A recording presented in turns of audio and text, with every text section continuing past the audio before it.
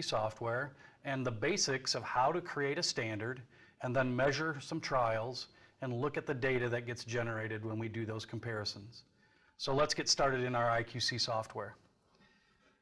To create a standard, I'm going to go to the icon up here, looks like a target or a standard in our case.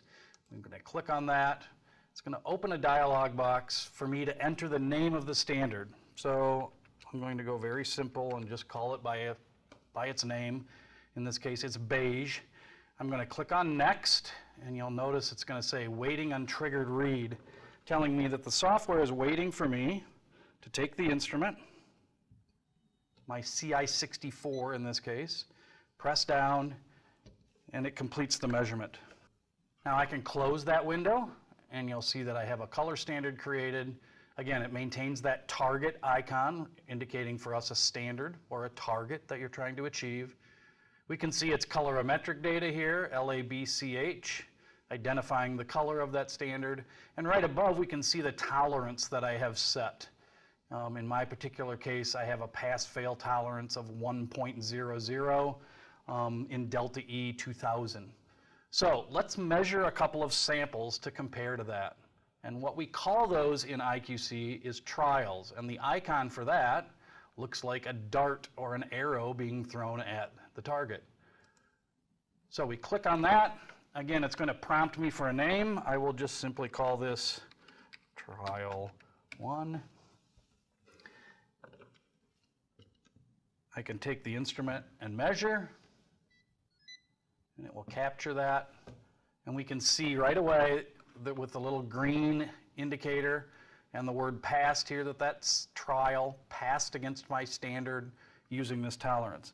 If I want to measure another trial, let's say trial 2, I can simply come in here. I'm just going to backspace and hit trial 2, move over to that next trial, take a measurement, and I can see that one passed as well. And we can see the delta values for those trials against that standard. Now that's the best kind of situation. Hopefully all of your production goes that well, but it's maybe not reality. That color is always that close. So we're going to do another standard and trial and talk about some of the differences of ways we can do this. So again, we're going to be creating a standard. Back to our target icon.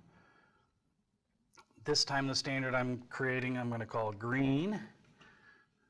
A tip here that it says after you enter the name to press next, you can click on it. You can always hit the enter key instead of hitting next. That will advance you as well. Okay. Press and hold the instrument, take the measurement, and you see we get our green standard is now in place in the software. I'm going to close that standard measurement window. You'll see both of my standards here. The little plus sign next to the beige indicates it has trials underneath it. The green does not. And now I'm going to measure a single trial against that green. And a tip here, if I don't want to take time to name all of my trials, I can simply, on this screen, take a measurement. And when I do that, it will automatically identify the trial with a date timestamp. Sometimes the naming of the trial isn't as important to us as when did we measure it, so we can simply use that information. And you can see this one passed as well, but we're in more of a realistic kind of situation maybe. We've got a 0.81 delta E on this particular sample. We can see it plotted over here. It's green because it passes, and it's inside the ellipse. The yellow area in my ellipse would be my action limit area or my margin.